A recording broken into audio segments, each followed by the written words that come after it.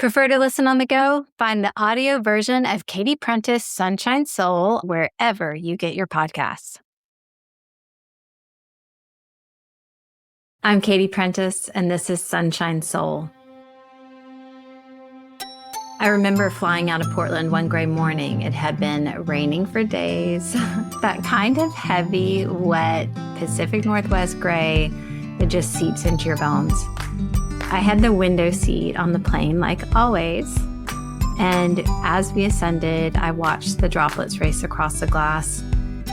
The clouds outside were so thick, like walls, and for a moment it felt like the sun just didn't even exist anymore.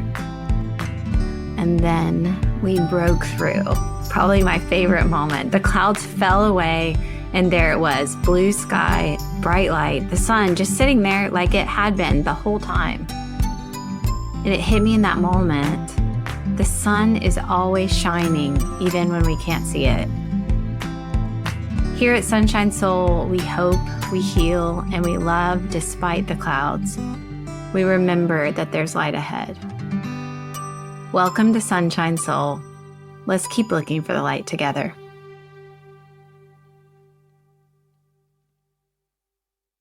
All right. We opened up a can of worms on the last episode. Maybe it didn't feel like that as much for you, but it did for me. And I will say there's so much more I could say about all of that. I think when we finished, I was just thinking about, oh my goodness, where do we want to deep dive into some of this? Let's talk more. But what we're going to talk about today is the specific experience that I've had as being the pastor's wife.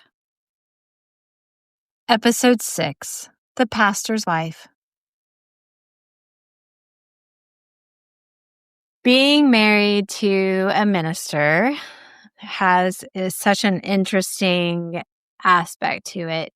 It's something that I will say, even though we found ourselves in ministry as a couple for a lot of years, starting with even just our years working in ministry on college campus and then becoming a college pastor at a large church in Alabama.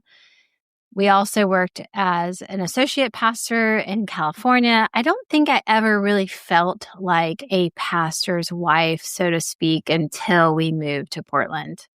It's just such an interesting phenomenon that so few people would really understand. But let me try to illustrate some of my experiences in being married to a man that's a minister in evangelical faith. One of the first experiences I had was when we were coming up here to interview, and there was like a lunch that the elders of the church were trying to have, and Brian asked, could Katie come? And I think that they were thrown for a loop, and they said, oh, okay. I guess, yeah, we'll invite our wives. And then lo and behold, they uninvited me and like made it into an all men's thing again. And we were just super confused because we knew that the job was going to impact and involve our entire family. And so why was this like push-pull happening for us and for me in particular?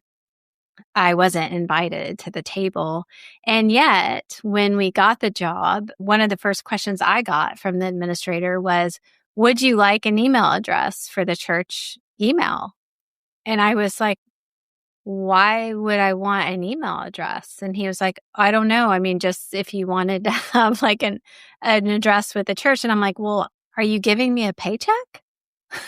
And he just started laughing. He was like such a good person. But I was like, of course I don't want an email address unless I'm getting paid, but I'd welcome a paycheck if you'd like to give me one.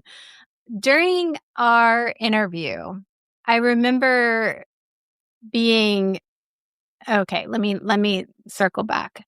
We interviewed at our church and we brought our entire family up here from California. We were without a job for a bit. We were looking for where we were going to land next. And this was a small evangelical church right in downtown Portland. And we come with our 4 very young children to this church service, and I'm looking for a pew large enough for all of us. And we find a section open in very front row of one of the side sections of the church. And when we sat down, I realized my mistake. I realized how visible we were in this pew. Everyone in the congregation was facing front, and this was more on the side of the church. So all of the people facing front could also see me sitting there with 4 young children.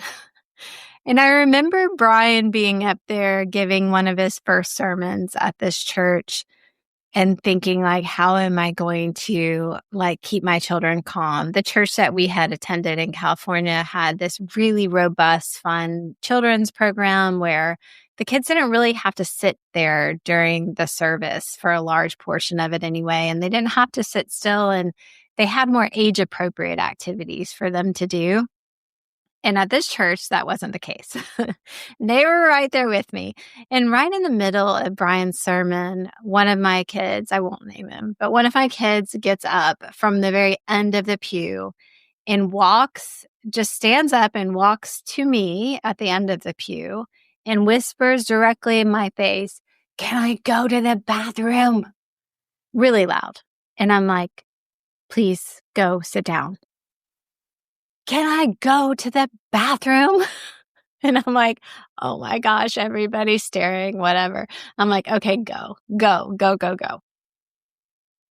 And the whole time I'm thinking, oh my gosh, I know Brian is aware of what's happening right to the right of him. Like, we see it of our peripheral vision. I'm sure I saw him look over and be like, what is actually happening over there? And it's not that big of a deal. A kid needs to go to the bathroom, whatever, who cares? But I was so on display, and we needed a job, and I was trying to support Brian and not cause a ruckus or a scene. And here we were. So that happened. We got through it. It was fine. But in that moment, I realized, oh, wow. Doing this job puts me in the spotlight and our parenting and our children in the spotlight in a really profound way. And I remember making a commitment to myself in that moment of, I am not going to pressure these children to perform for anybody's expectations. And I think, as a mom, it's sometimes easier to have that clarity and those boundaries when it comes to our children. Like, we can just say, like, we know we're not going to let someone cross them. We get that fierce protector energy that comes out. And that was super clear, super early on for me. That we were in a church that was pretty small. It had families with a few families with children older than us, a lot of families with children younger than ours, but not many with our kids' age. So there wasn't a lot for our kids at this church. And coming from a church where they had all their best friends and kids to play with all the time, it was a huge adjustment for them as well. And I felt protective. I also realized pretty early on that there was going to be really strong expectations for me. I remember thinking to Brian and feeling jealous. I remember telling him, I feel envious of you because you were hired by this church and you were given a job description. You know whether you're meeting it or not. You have clarity. You know what your work is. I'm like, I am not hired by this church. I do not have a job description. But yet, probably every single person in this congregation has expectations and ideas of what I should be doing and what kind of job I should be doing. I didn't like that. I didn't like feeling like there were these unspoken expectations of me left and right just because I was married to Brian. I'm like, I could be, the most industrious person. I could be the most professionally involved. I could be the most introverted, needing space to myself kind of person, and still have the same expectations. It doesn't matter. Here I was, someone with a really strong ministry background, a lot of experience organizing people, leading small groups, speaking, all of these things. But I was not employed by this church. I was a mother of 4 young children. I was also self-employed with my own business. I had a lot going on. I in no way needed another job, especially not another job to work for free. I knew that much about myself. I also was struggling with a depression that I'd never experienced before in life when I moved to Portland. I was missing the home that I wanted to live in. I was missing the neighborhood that I had grown to love. I was missing the deep community that I'd had. I was feeling like a fish out of water in all of my communities in Portland. I couldn't find my people. I couldn't find my place to belong. And then I'd come to church and I felt like I was on display. I felt like everyone was watching too much. One of my first Sundays there, I was standing in a group of women talking, as we do. There's probably at least 6 of us. Everyone's talking, sharing stories, whatever. And I remember speaking up and saying something just to contribute to the conversation. And it was the weirdest thing. I think people couldn't hear me or something, but I felt this moment of everyone leaned in and said, "What? What did she say?" And I had this visceral response of, "Oh, okay. Come on. Let's lean in and get this over with. I'm about to disappoint the heck out of you. So, like, let's just lean in. Let's lean into that. Let me just go ahead and be myself. Let's get these ideas out of the way." So I struggled with that. I struggled with people being hyper curious of who I was because of Brian. I struggled with feeling like, oh, there's some people that want to be my friend because they want to be close to who Brian is and the leadership of this church. And it's like you can sense that energy like pretty clearly. I was uncomfortable with that. I remember volunteering to speak at a women's retreat back in Georgia. And I was like, nervous and excited and that I had taken this role on. And I remember hearing that women were complaining and saying, "I wish she would do that for our church." And I'm just like, what? Like, I can't just be like a woman, like doing something. So at this point in my journey, I was like, you know what? Here's how I'm going to navigate this. I'm going to do what I want to do as Katie, no matter who Brian is. I'm not going to take a role on just because the church is desperate and needs it. I'm not going to take a role on just because it's vacant and nobody else is stepping up. I will comfortably lean into like small groups and things like that because I enjoy that, but I'm not going to do it because of who I'm married to. Whether people understood that or not, I had that boundary and that clarity with myself.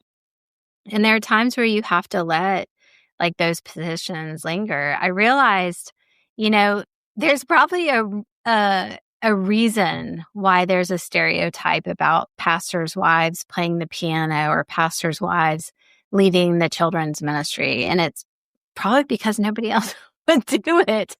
I remember thinking, I'm glad I don't know how to play the piano. Our church had like a really robust, beautiful music program. But I definitely, the children's ministry always needs work. But I was like, no, that's not my job. I have 4 kids. I want a break. So there's these positions, that are relegated to women, period. But then also as pastors' wives, people just expect you to take it on and don't give you any kind of clear job expectation. Because of my experience with the kids being on display that moment when Brian was interviewing, I remember thinking like, I'm not going to put pressure on my kids.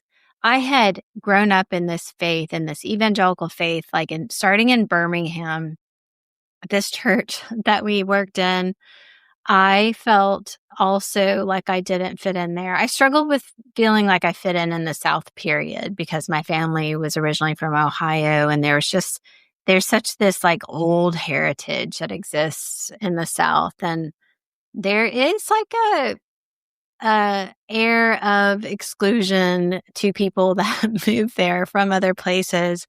It's interesting. It's kind of just this old thread that's woven in the fabric down there, but in the church that we existed in there, it was very much like culture and wealth and like children dressed to the nines to go to church. And I remember feeling so much pressure that my kids fit in, that they had these pretty little smocked outfits. And it wasn't true to who I was, but I worked really hard to try to fit in, going to secondhand shops. And my mom would let me have money to buy the kids' church shoes and stuff. And even if I remember, even if I dressed my children with like normal clothes from like the Gap or something, they stood out like a sore thumb because they weren't as fancy as the other kids.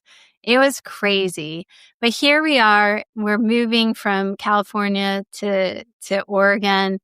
And I'm like, you know what? My kids are going to wear what they want to church because I don't think church is about what we wear. And I'm going to give them that freedom. And I'm like, it's hard enough to grow up with your dad being the pastor and everybody wanting to know you and have your attention.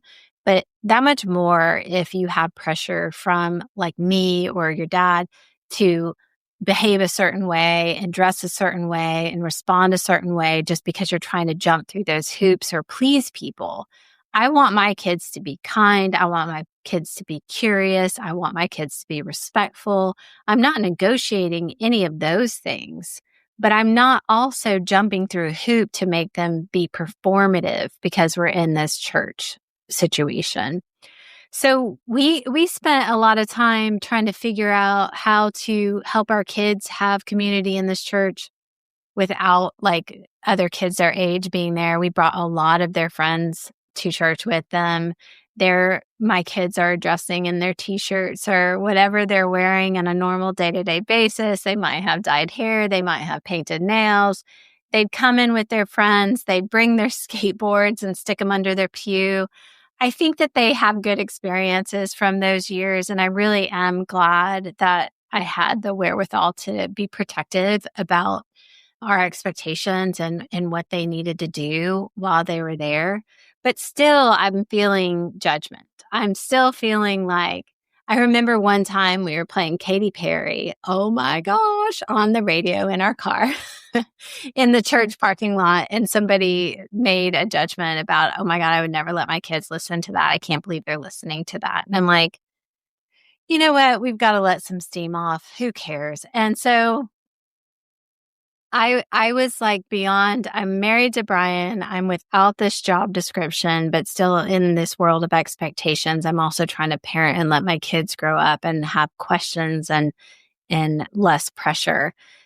Things with the church, for whatever reason, our experience of these years in this church was complex. There was a lot of conflict and there was a lot of struggle. There was definitely some really beautiful times as well, but some of the things were just like what I was talking about in an earlier episode with like the old guard and the fresh people trying to find answers and comfort and safety. I always wanted for me, myself, a faith experience in church to feel safe. I think people should feel safe to ask questions, to have curiosity, to not have the answers, to explore, to stay open. And there were a lot of people that felt that in our congregation, but still there was a lot of conflict. It felt like at every turn, Brian could not he could not win is how it felt. There were things where like on the leadership team of the session, there was somebody, like that didn't want him to be hired in the first place. So they made his life really difficult. There was a lot of conflict about direction, about where we should go, what we should think. And Brian found himself having to take so many punches left and right, people complaining, dissenting. It's not an easy job as a pastor. Brian was struggling. I found that, this man that I loved, he's such an introvert. He's so smart. He's curious. And he would come home just absolutely depleted.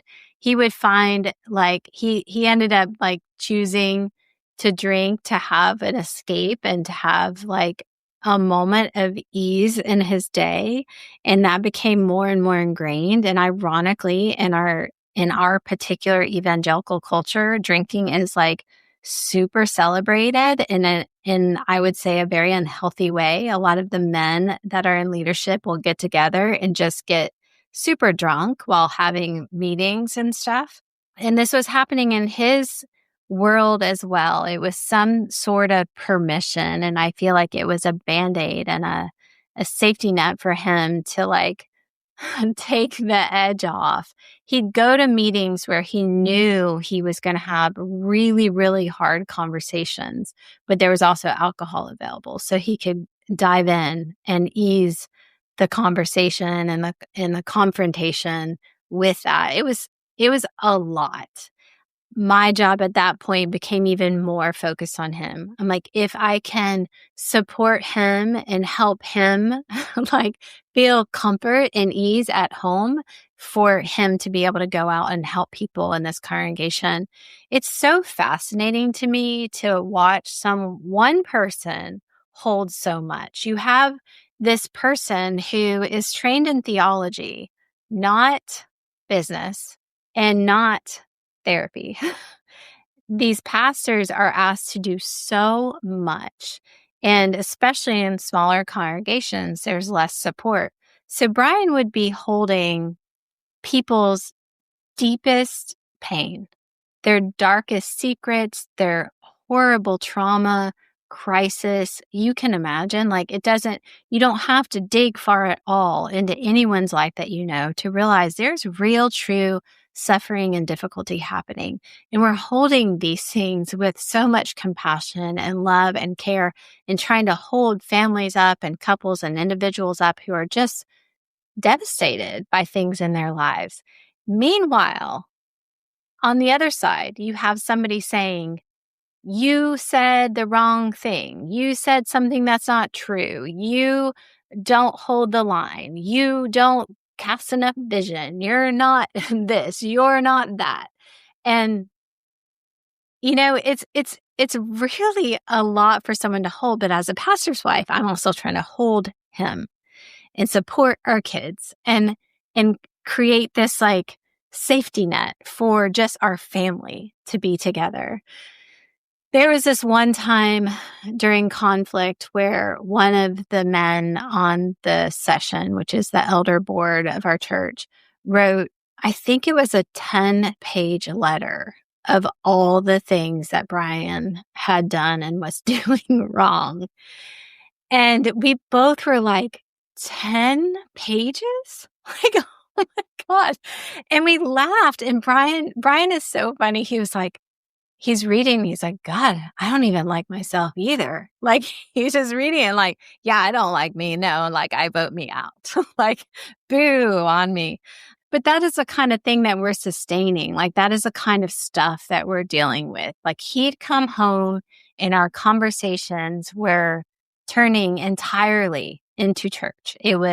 If it wasn't somebody's specific trauma and difficulty that we were trying to figure out how to navigate and support, it was conflict and crisis. It was, people that we loved. It was like leadership burnout, people who we loved and have been in it with us the whole time saying they needed to leave, which is just devastating. And you understand, but you're also like, no, not you. Right. And I mean, we had things like, we hired somebody to come work for us and we struggled with the finances to keep their salary intact.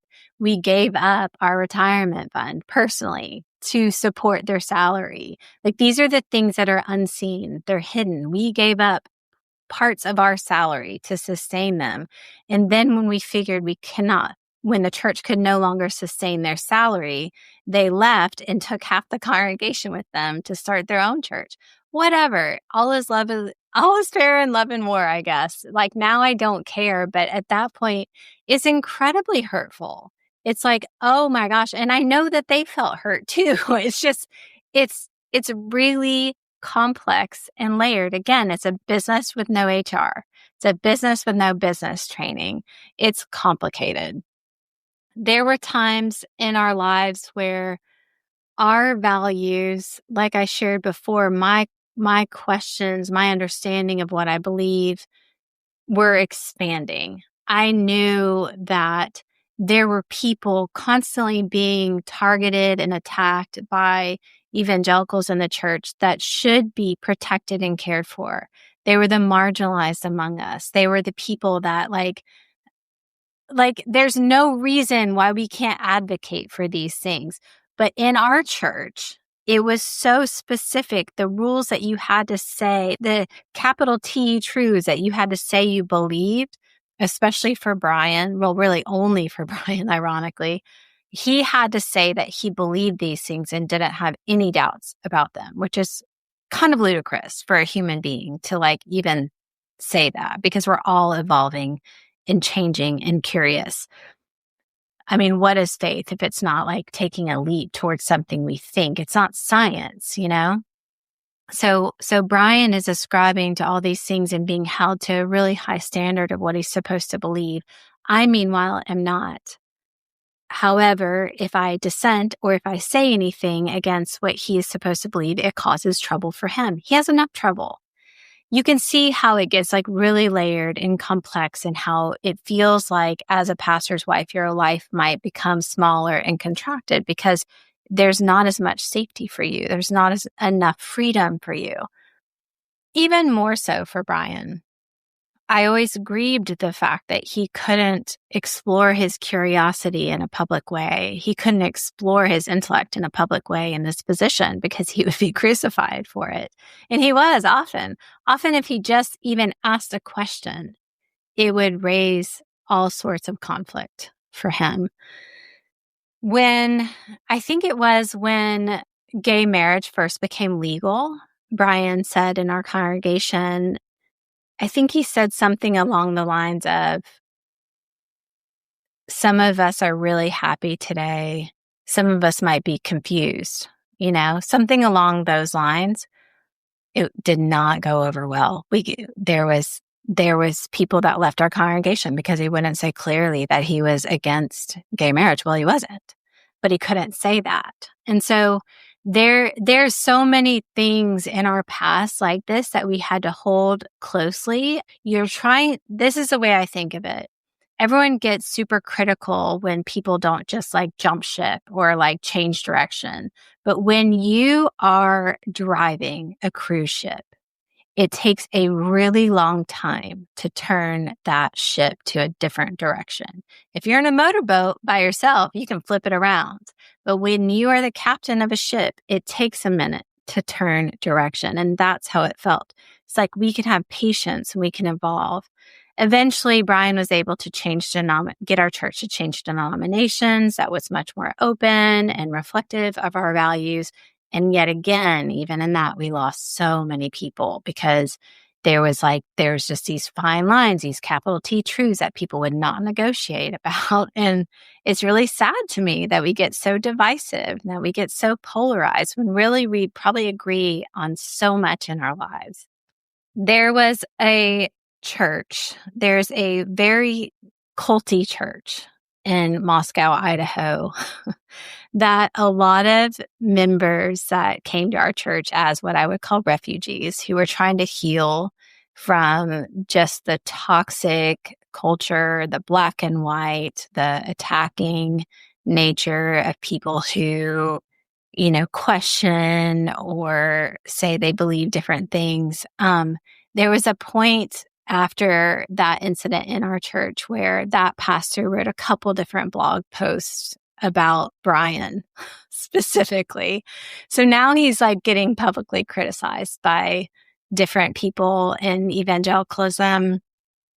I'll say culty evangelicalism even, because I do not question that nature of this church. It's really sad when people are so stuck and ingrained in a small space that they have to question everyone outside of them and can't even interact without feeling fear.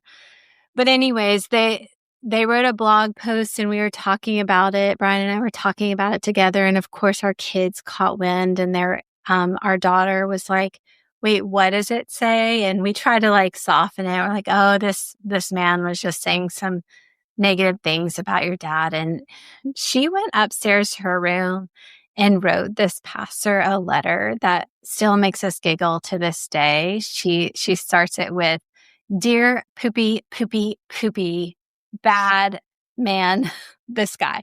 I'm not even going to say his name because I don't think he deserves attention.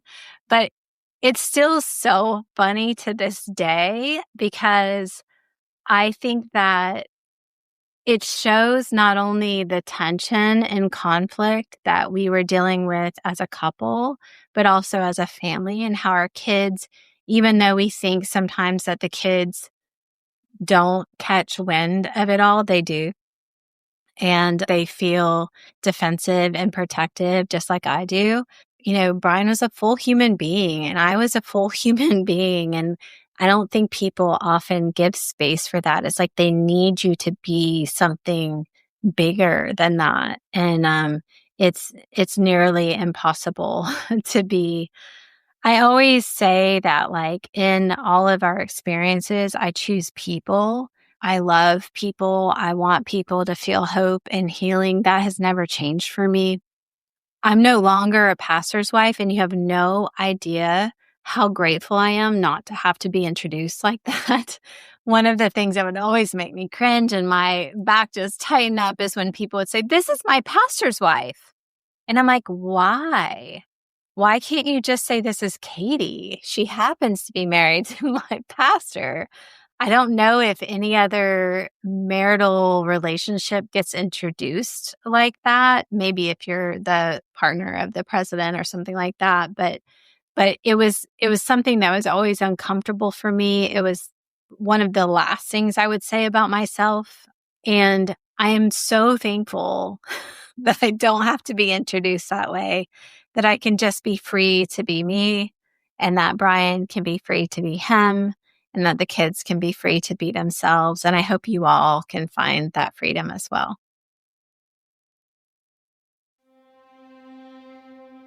This episode was brought to you by yours truly, Katie Prentiss. Produced and edited by the fabulous Lindsay Guentzel. Our incredible Sunshine Soul theme music was created by the one and only Adam Sweeney. For more resources and transcripts, visit katieprentiss.com. That's Katie, Katie, Prentiss, Prentiss.com.